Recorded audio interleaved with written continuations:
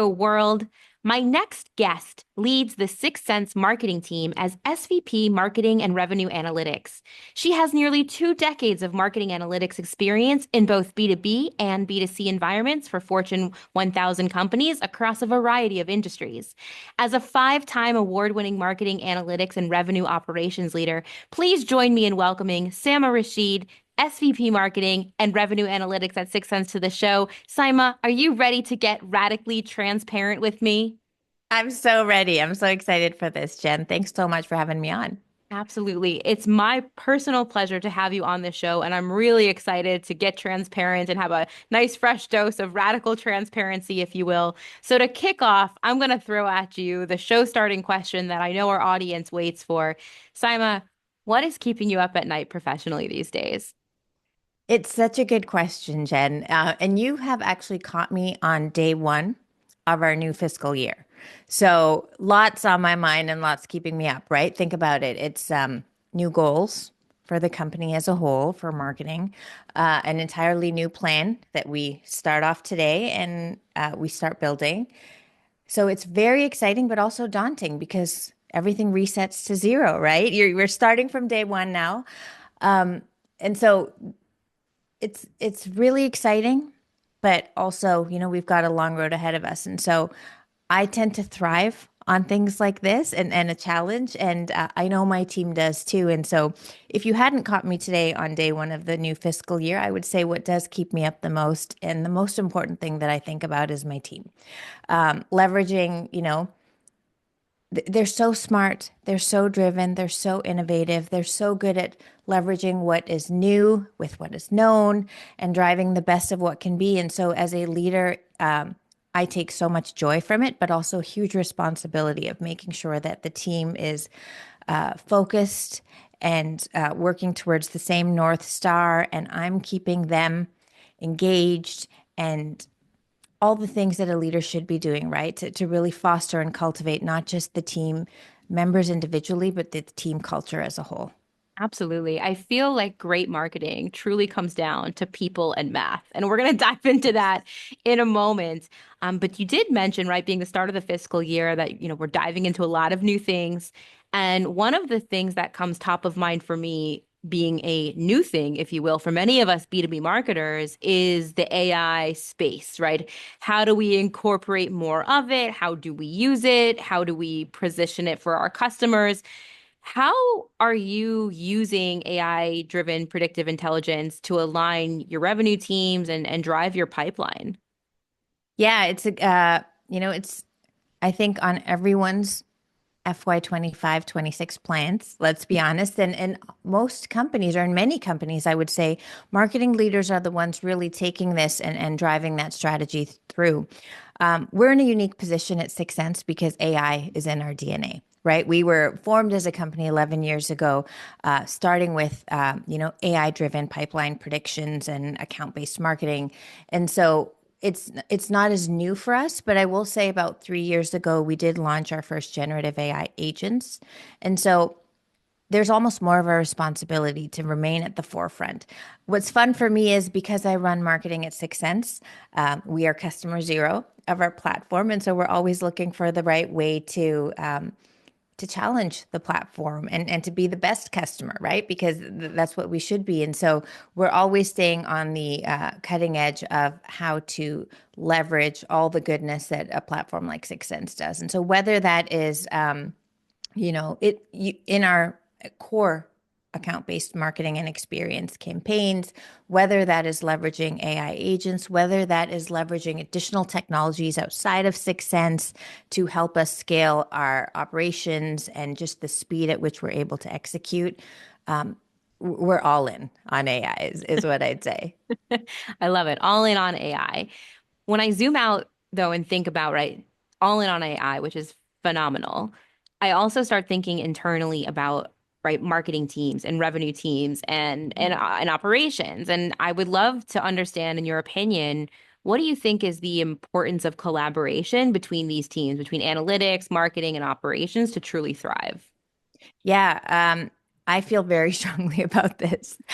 To me, analytics, operations, and the business, whether it's marketing, whether it's sales, whether it's customer success. They're really individual kind of components of a three-legged stool. You really need all three of them to be aligned and working in harmony to achieve business goals, right? Without the right data, would you be focusing on the right things? Without the right operations to make sure that that machinery is running smoothly, would you be able to get things done in the most effective way? And then from a business perspective, it all has to be in the right context and all with, the right goals of where we want the business to go. And so those three teams, it's so crucial for them to be aligned and working in the same direction. That means that we need strong leaders in each of those teams. That means we need a really great operating rhythm at which those teams are collaborating and working together. And that means we need clarity and consistency. And so for me, even in today's world of AI, by the way, right? AI will be a force multiplier for analytics, for operations, for the business. And so incorporating that in your day to day, identifying areas where we can use AI to not only improve the day to day of our employees and ultimately then our customers and prospects, but still making sure that the human component of it is still front and center. And as a team, we're working really well.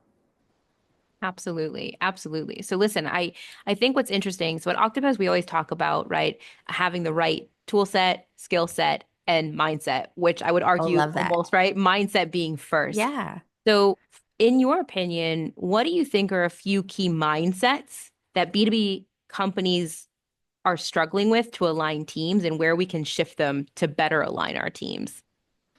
Yeah. I mean, B2B is unique in the sense that the buying landscape is just so complex, right?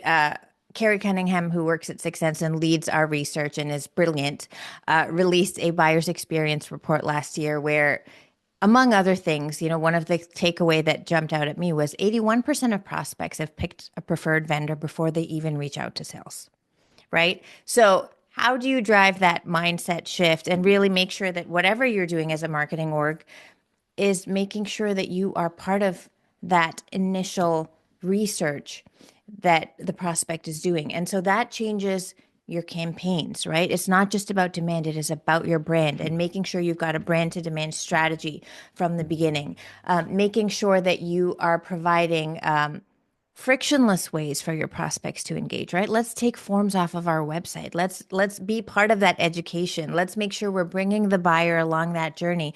I mean, it really permeates everything that a marketing team should be considering as they are, whether they're on day one of the fiscal year like we are, or whether they're, even mid-year. How do you use data to pivot and understand what's working and maybe lean in more to that? How do you use the data and operations to understand what's not working and maybe reposition some of our budget? I mean, we're all doing more with less, or at least more with the same, right? I think budgets across the industry are fairly stable or shrinking. And so it's almost more of an imperative for marketing leaders and analytics leaders and operations leaders to be focusing on what's right and what's important and what's going to help propel the business forward. And so that alignment becomes even more crucial. Absolutely. Now, speaking about that alignment and understanding, the metrics and the analytics and making these, data-driven decisions, right? We always joke as B2B marketers and data we Hmm. trust. Yeah. What role over the years have you seen social media play in impacting pipeline? Huge. And again, I just, mentioned that brand to demand POV, right? You need to be getting your brand out there. You need to be amplifying the messages that will be consistent for your company, right? We want to eliminate confusion about how you're positioning yourselves as a company. And what better way to do that than through employee advocacy, right? If you have motivated employees, if you have folks who believe in the mission of your company, they will be your best stewards, right? Wherever they are, by the way, whether it's on social media, whether it's in person, whether they're, uh, having a weekend conversation with their family, right? We want everyone to be on the same page and really telling that story. And so employee advocacy has had a huge impact on us at Sixth Sense and on our revenue goals. We use Octopus to track, all of that. We have about 30% of Sixth Sense employees actively using it. And that's really allowed us to obviously get the message out and make sure that the employees and the teams are part of it. But it has direct ties to pipeline and revenue, right? We want to get our message out there. We want to be influencing the buying journey. And we love our team and they're our best possible representation of the company. I love that. And I love hearing that. And I couldn't agree with you more about the power of employee advocacy. What I will say, though, when it comes to marketing and in general, I would say revenue teams, it's not so easy to get everybody on the same page. So I like what you shared about advocacy as a way even to do that. But I've got Mhm. to ask you, what has been your secret to getting the entire revenue team on that same page so that everybody has that same starting point and everybody's aligned and everybody's speaking the same message? Because it's not easy to do. It's not easy and it is a daily priority. I mean, I think it's not a set it and forget it. It's not a one and done. We'll have a company kickoff at the beginning of the year and that's it. Um, it's really up to leadership to set the North Star for the organization as a whole, right? And then throughout the year to make sure that we keep coming back to those same priorities that we set at the beginning of the year. Things like a strong operating rhythm can help that. Things like, we have monthly all hands town hall meetings at the company. Again, just to reinforce, we track our progress against our goals. We continue to reinforce what's important for us as a company. And so that is really crucial to helping drive the alignment. And then, of course, making sure that we are sharing how our progress is. And that's where the data comes into play. But I would say, again, consistency, North Star, and then making sure that we are revisiting that throughout the year. I love the transparency. So listen, I'm shifting over to analytics because it's in your title, and I know this is something that you hold dear to your heart. When it Yeah. comes to analytics, especially in marketing and revenue, what are some of the biggest complexities that you're seeing revenue teams face today when tackling analytics? I think, I'm again, an important topic and one that's near and dear to my heart. At the very beginning, it starts with setting the right KPIs and success metrics for the company as a whole, and then for individual functions within the company, right? For marketing at Sixth Sense, it's pipeline, and it's not just any pipeline, it is qualified pipeline and then revenue. That is really, helpful when you know that as an organization, that's what you're being measured against. Now, analytics on their own are great, but they have to be accurate, they have to be timely, and they have to be in context. A lot of what I see out there, and I've been running analytics teams for over 20 years, analytics can be disjointed, right? The sales pipeline number over here looks different from the marketing number, looks different from what someone else is reporting. And so that's not helpful. That would almost have the opposite effect, right? So having consistency and accuracy in a single source of truth, making sure that that data is provided in the moment, right? If it's taking a month to get the data, guess what? The world's moved on, the teams have moved on. So that timeliness of it is crucial. And then probably the most important is in context. It's great to say, here's a number. Is that number good or bad? Was it above plan, below plan, right? Are we trending in the right direction?